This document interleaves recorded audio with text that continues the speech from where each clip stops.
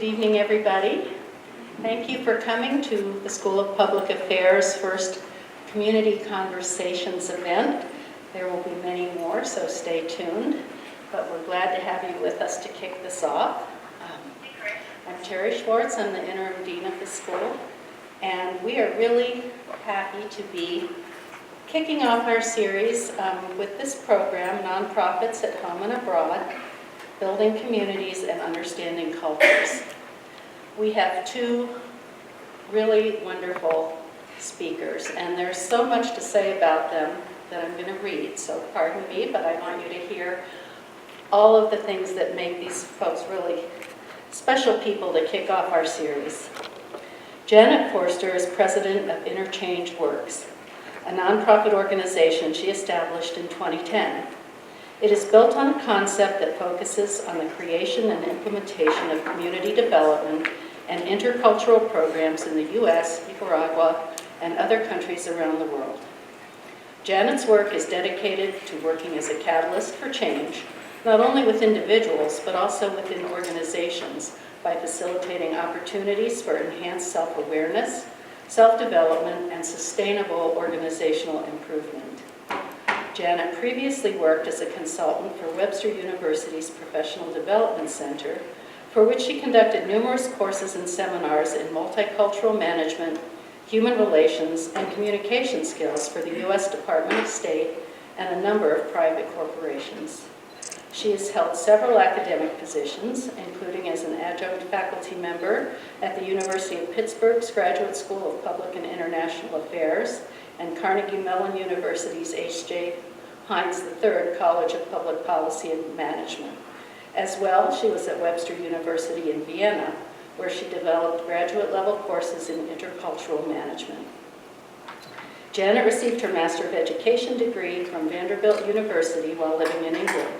She later completed several courses in continuing education from Harvard University in Health Services Management. And we're fortunate to have Janet and Skylar presenting together, which is not something that happens often, but we're delighted that it could happen for us tonight. Dr. Skylar Forster is the Brent Scowcroft Professor of National Security Studies at the U.S. Air Force Academy Department of Political Science and the Eisenhower Center for Space and Defense Studies. A graduate of the United States Air Force Academy, he received his doctorate from Oxford University in Politics and Strategic Studies, holds master's degrees in Public Administration and International Relations from the American University and the Fletcher School of Law and Diplomacy, Tufts University, respectively. He was a postdoctorate National Security Fellow at the John F. Kennedy School of Government at Harvard. During his 26-year Air Force career, Colonel Forster served in numerous assignments as a senior political military advisor, including the U.S. Ambassador to Negotiation of the Conventional Armed Forces in Europe Treaty, U.S. Ambassador to the Organization for Security and Cooperation in Europe, U.S. Ambassador to the North Atlantic Treaty Organization, and the Commander-in-Chief, U.S. Strategic Command.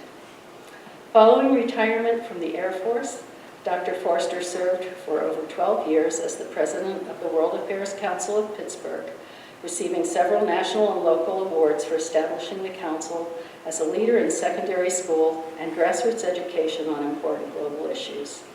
He served for 3 years as president of the Colorado Springs World Affairs Council and still serves on that board, as well as on the National Board and Executive Committee for World Affairs Councils of America.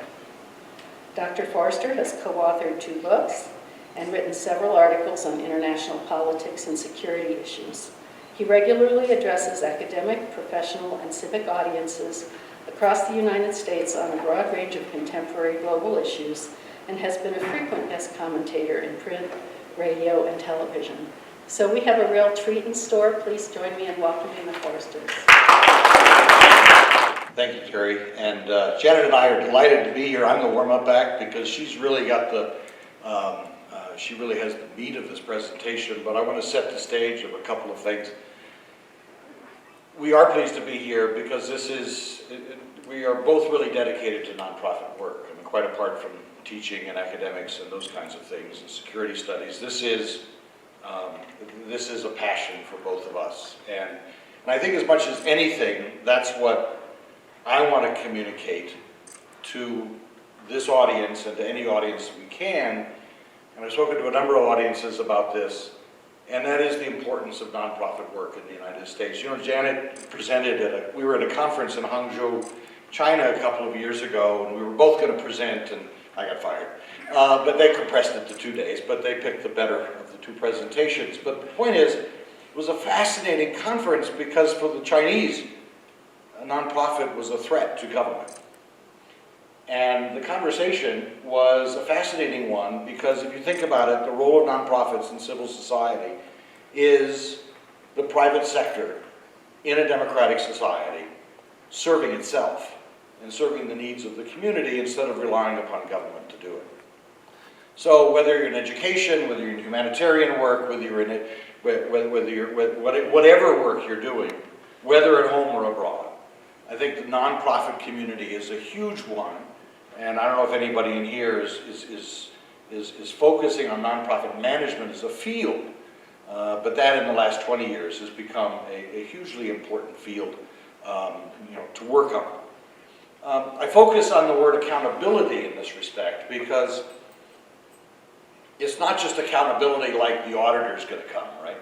And find out how you spent the taxpayers' money because you're getting money from people and the government is subsidizing that by providing a tax break if you're a 501c3, so you're not being taxed. And people get a tax break if they're giving that money. So the government wants to know that the money is being spent well. And if you travel overseas, you discover that, as a governmental policy, the support for the nonprofit sector is not something that is actually very common. So what is normal in the United States is not normal in most other countries, including in many other democratic countries. So it is very much, in many ways, it's uniquely American in terms of the extent to which the nonprofit sector. But I also want to talk about the accountability of ends. And that is, I think, less focused on in many respects, but I think it's something that Janet and I both focus on. And that is, what are you really doing with this nonprofit organization? What end are you serving? And are you serving it for your own purposes, or are you serving it because it really makes a difference? I mean, many of you study international aid know that we've spent trillions of dollars over the last several decades, ostensibly for philanthropic purposes, private and public money. And I'm not entirely, I think we can just say that a lot of that was for other purposes. And what both of us are going to talk about, and what Janet's going to give you a wonderful case study of, is work that is ultimately sustainable. As a nonprofit, you have to understand what it is you do best. And I think one of the most difficult things for any nonprofit to do is to define what that is. What do you do? Or as somebody once asked me when I was writing my doctoral thesis, what's the thesis of your thesis? And I quickly discovered if I couldn't describe it in 25 words or less, I had a problem. Because I didn't really know what I was doing. And all of you know that that's not a good thing. Right? And if you're in the nonprofit business, you have to explain to stakeholders and donors and customers and the partners on the ground, what is it you're really about?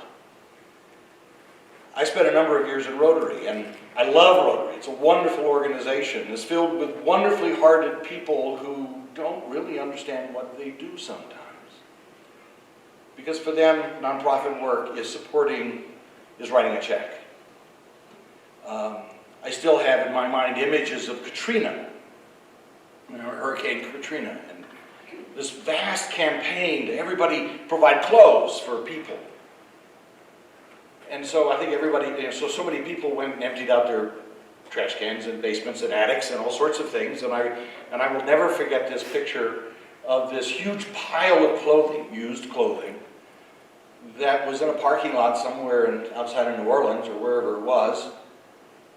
And they were torching it because it was the resources involved in trying to clean, sift, sort, size, and distribute those clothes.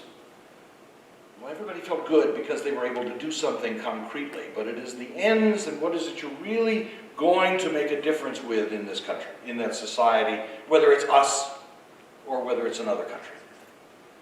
The third point I want to make is understanding stakeholders, and you're going to see examples of this in the case study that Janet's going to give you. It's understanding your stakeholders. Is everybody working on the same agenda? I'm a political scientist, so my assumption is probably not. I've had to deal with donor tyranny. Donors who have said, I've got a big pile of money for you, and this is what I'd like you to spend it on.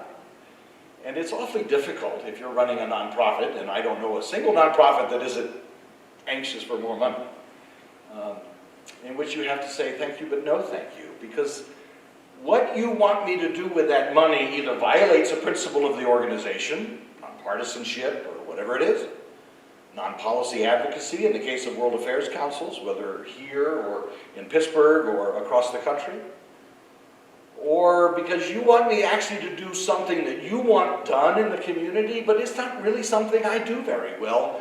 And you know what? I don't want to distract my organization from my core competency by taking your money and going to do something else. And I know lots of organizations, and there's probably a very good whole course in nonprofit management that deals with that issue of how do you work with your stakeholders to understand that we're all doing the same kind of thing. And that may be, that's just not donors, it's also the people, the partners on the ground that you're working with, whether it's in this country or in Nicaragua or Tanzania or wherever it is. And the final point I want to make, building sustainability. At the end of the day, the best nonprofits are the ones who provide a service that at the end of the day is no longer required. That you get to move on. You're not building a dependency on you as an individual, you as an organization, you as a service, you as a provider of resources, but that you're really enabling the people with whom you're working to carry on that work because they know it's important and they own it. And really what you've done is you've just facilitated them coming to that understanding, and then they can move on. And that's really difficult. Lots of wonderful stories about, they're humorous stories, I won't go into them, but there are a lot of humorous stories about organizations well-intended who come into a community, come into another society, come into another country, knowing what that other country needs, knowing what that other society needs, and by golly, we're going to give it to them. Without stopping to ask, what is it that you need, and what is it will you take ownership of? And having that relationship and confidence and conversation that builds that ownership so that you can facilitate and enable that and turn around and walk away. And these are important principles in my mind. But now I want to turn the microphone over to Janet because it's her organization that embodies so much of this work and the passion that she's given it for the last 10 years or whatever it is. So without any further ado, here's Janet.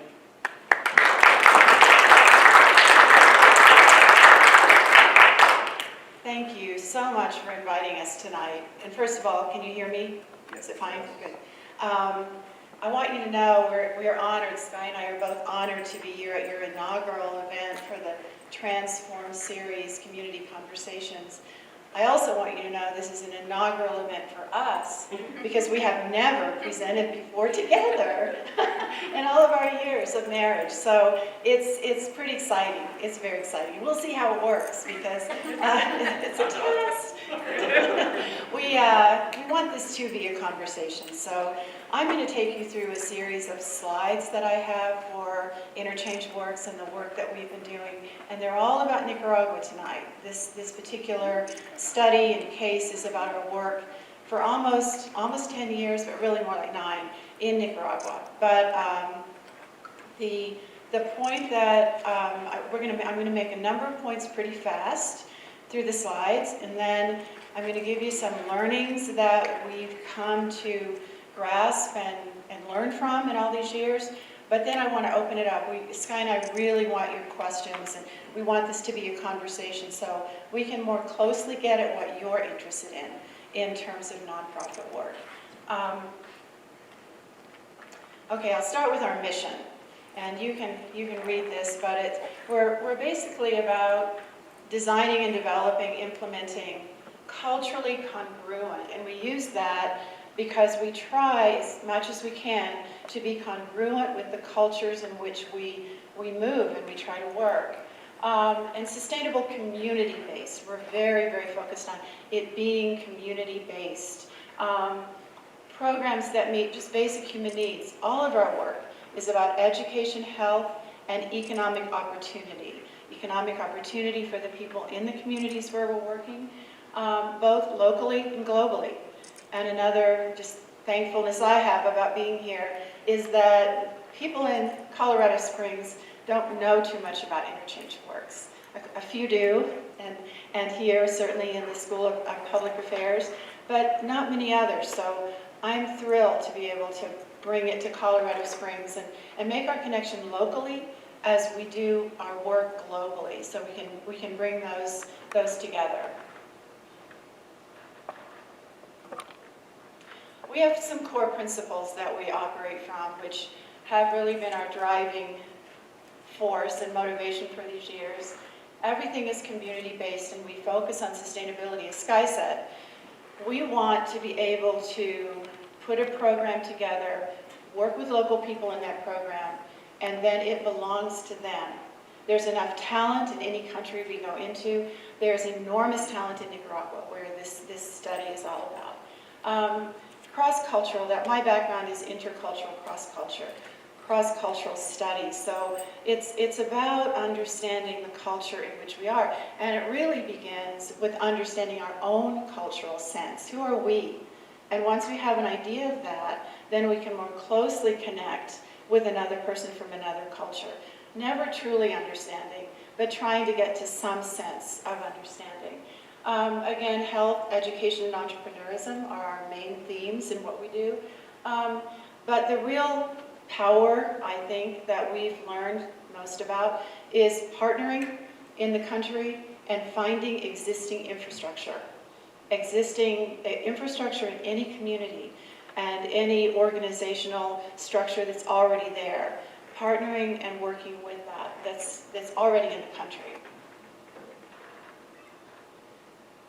Okay, so let me tell you how we got started, because it's inevitably there's a question of why Nicaragua?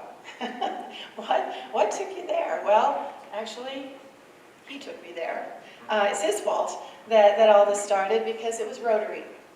And I don't know if we have any Rotarians. We do. I know we have a Rotarian in the audience. But Sky's Rotary in Pittsburgh was going to Nicaragua to open up a medical clinic, the Roberto Clemente Health Clinic, and paid money to build the structure.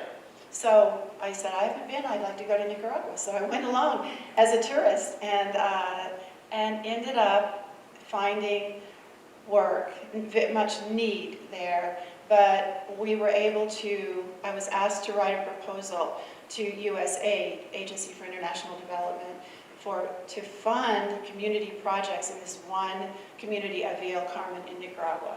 So we were able to start in 2000, we wrote the proposal in 2006, started 2007, ended in 2009.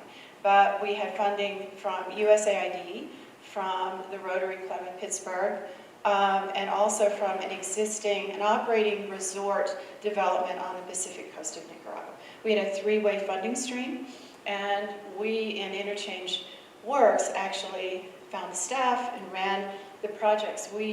It was a very exciting start, because we didn't really know how we were going to do it or what we were doing. And my Spanish was then marginal. And a little German, living in Austria like we did for 5 years, but almost no Spanish. So found local people to work in the Children Health Education and Supporting Services project. Local people to run it, local people to work in the communities, work in our 12 schools and our 3 health posts.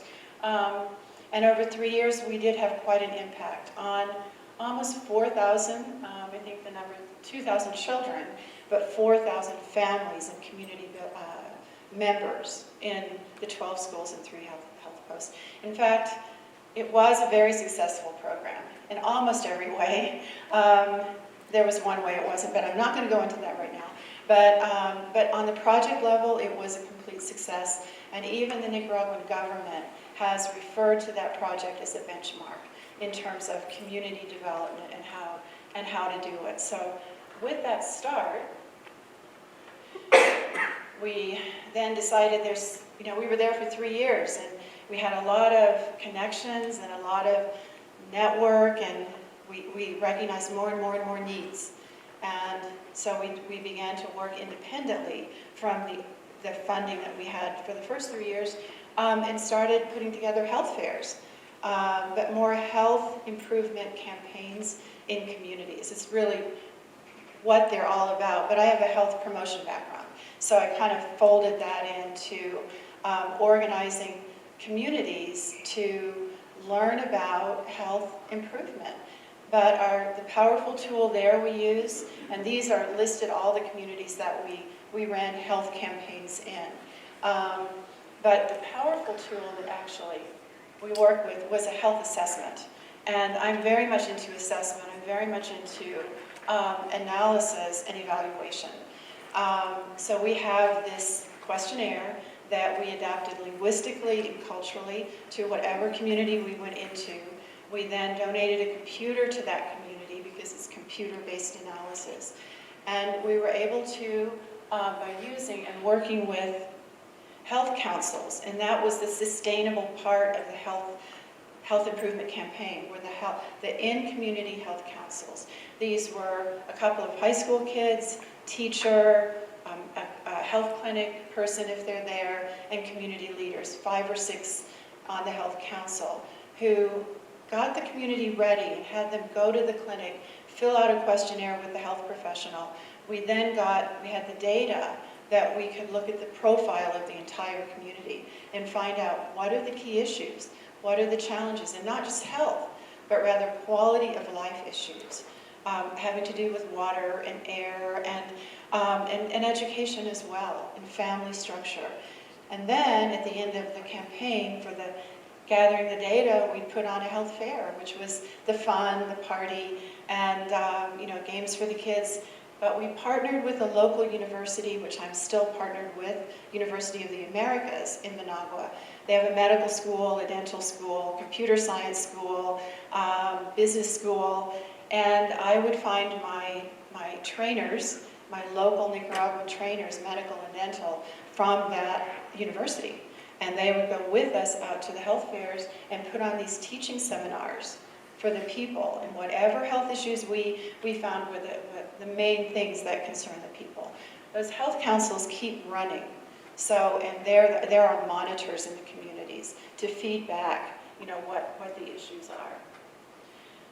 Our most exciting program, and I'm so happy to see Shannon Anderson in the audience, because Shannon's been my intern while she was working on her MPA here, now graduated, but we worked on this project, and it's called the Nicaraguan Youth Troupe for Community Transformation, kind of a mouthful, but it's all about theater and storytelling, and offering this as a tool to children and young people in a community to address their key issues, whatever they might be. And we don't go in knowing what those issues are.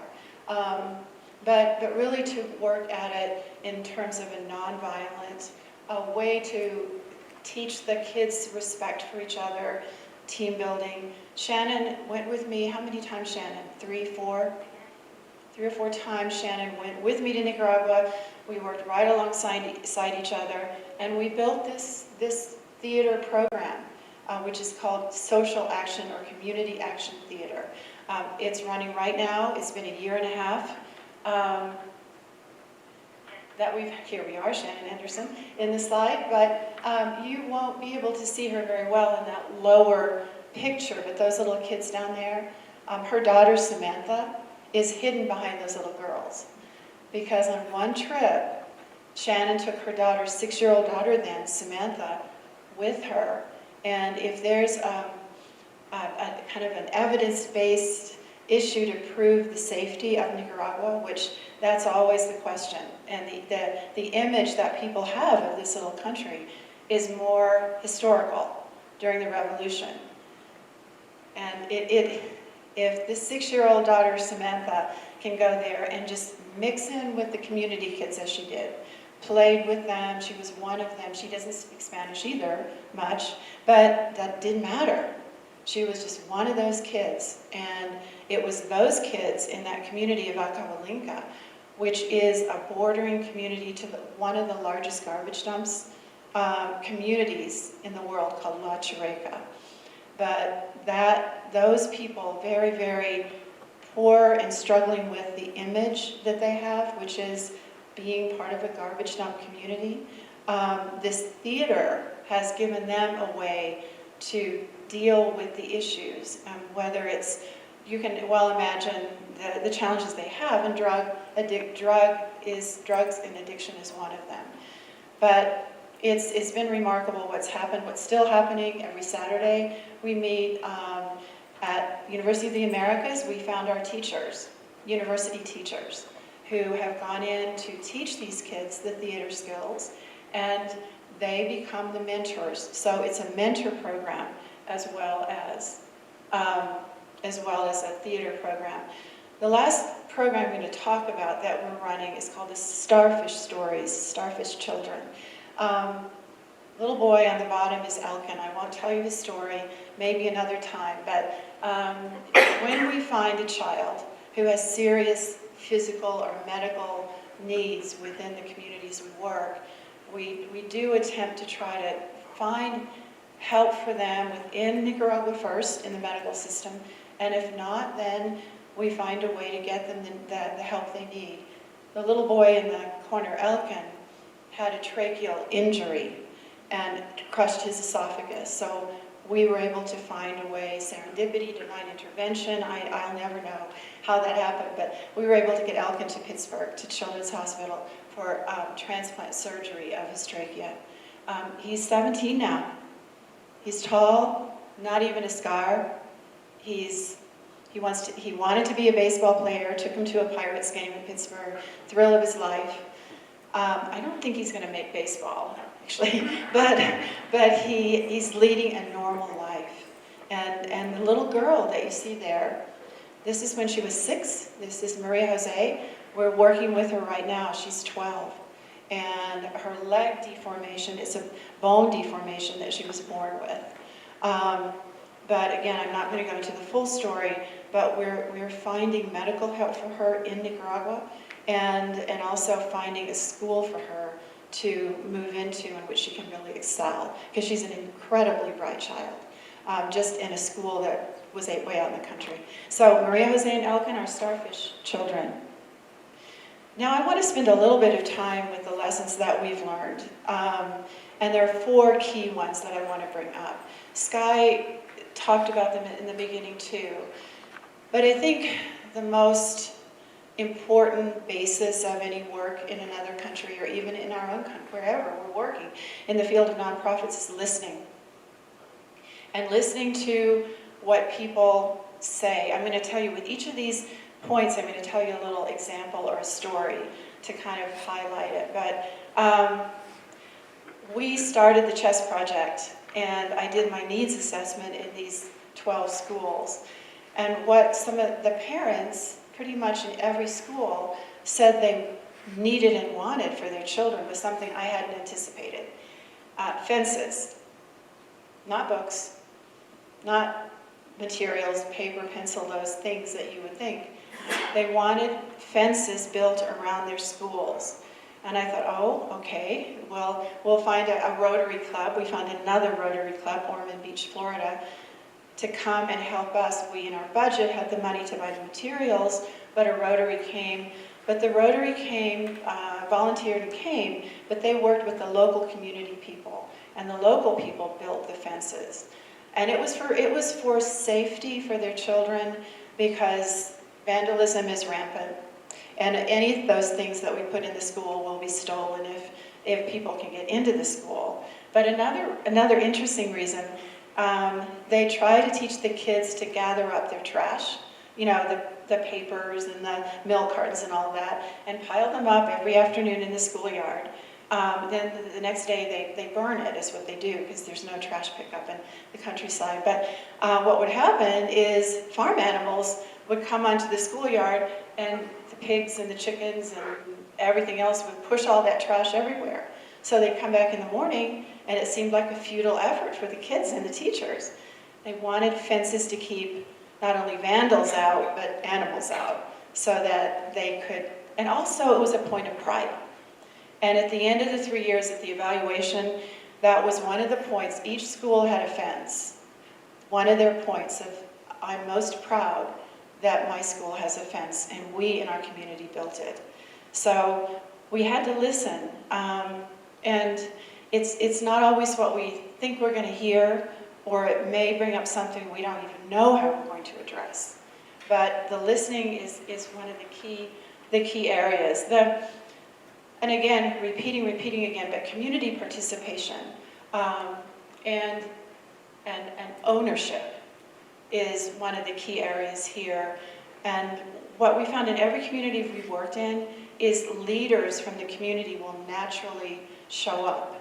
Our theater project was a very good example of that, because it was an economic developer for the community, as well as a theater skill program in our first performance that we now have a documentary made of, by the way. We had no idea how we were going to have the costumes made or the masks for it was Animals of Paradise was the title of the play.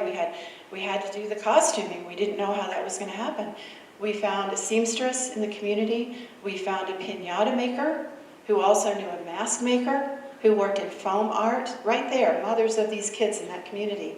And they made these fantastical masks of zebras, which aren't a Nicaraguan animal, but they were in the script, and so we dealt with it, and lions and snakes and all kinds of animals, and it was just amazing. We found a local musician to compose music for the documentary, a young man right there who'd been able to go and study music.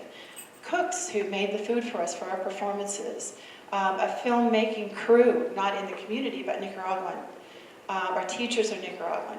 The whole theater program is participation and ownership. It's literally owned by the country of Nicaragua. The last two, environmental sustainability and social, ecological and social is how I really define environmental. Because if we don't understand the social context in which people live in a community and the environment and how that impacts the social issues, quality of life issues that the people are living with, we're going to miss understanding. And we will end up with misunderstanding, but we won't get to the heart of what the people in that community need or what they're living with. Cultural dimensions, and this is what I'm going to end with, because I often think of, I'm always thinking of cultural dimensions and issues, but the culture of poverty is a very interesting one. And within a country, one of the things that we became very aware of, we come into the country from the United States or North America. So we automatically know that we will be seen as the privileged, because we bring the ideas, we bring ourselves, and whether we are or we're not, we're defined as being a U.S. American or North American, to be bringing in money. So that's an automatic, we kind of know that. But what we don't really have a real clear understanding of is these cultural dimensions within the country. So an example I'm going to give you here, which Sky referred to also, is Rotary clubs. And you're a Rotarian, and Shannon is a Rotarian too. But Rotary clubs in countries are a very strong force for good, do a lot of good all over the world. And yet, the Rotary club within a country has its dimensions. Rotaries are generally the people who have money to pay the dues in that country. The people who are living in poverty, even though they're Nicaraguan, going into a community, Rotary Nicaraguan going into a community it may not be what we expect. We think it's Nicaraguan working with Nicaraguan, but it's a wealthy Nicaraguan working with an impoverished Nicaraguan. And an example of this is an ambulance that Sky was actually quite involved with in the beginning, that first trip. The Rotary Club of Pittsburgh paid for an ambulance to be purchased in Nicaragua and be awarded to the mayor of Villa del Carmen, because they needed to get people from way out in Villa del Carmen, the countryside, into Managua to the hospital. So the money came and the purchase was made, and then we arrived. That was our first trip, and we went out to visit the mayor of Villa del Carmen and invited him to Managua, where the ambulance would officially be turned over to him. And he said, "I'm not coming." Oh my. Well, we weren't expecting that. And he said, "I'm the mayor of Villa del Carmen, and why don't you bring the ambulance to me? Because this is my community, and I want my community to see that this ambulance is to us." And so we absolutely backpedaled and said, "We'll do two. We'll do one in Managua for the media, because that was the real reason for it being awarded in Managua. And then we will go out to Villa del Carmen, and we will award it directly to the mayor." When we said we would do that, the mayor said, "I'll come to Managua then." So it was just a matter of getting in touch with cultural dimensions, and those dimensions that we may not even think are existing may be existing. But the other thing I think is that I just want to leave with, it takes a lot of time, and these initiatives and efforts and projects, I think the reason that we are successful now is that we've been there for so long, and they trust that we'll come back. And we're not an organization that's come in for 3 years and project is over, funding's over, we leave. And that's kind of the reputation, I'm sorry to say, of a lot of small nonprofits, and we are really small. I mean, we're not Save the Children or any large organization at all, but in that country, they trust us, and trust is probably the most powerful. It's easy to lose, it's hard to gain, but we've still got it, and that's my biggest value.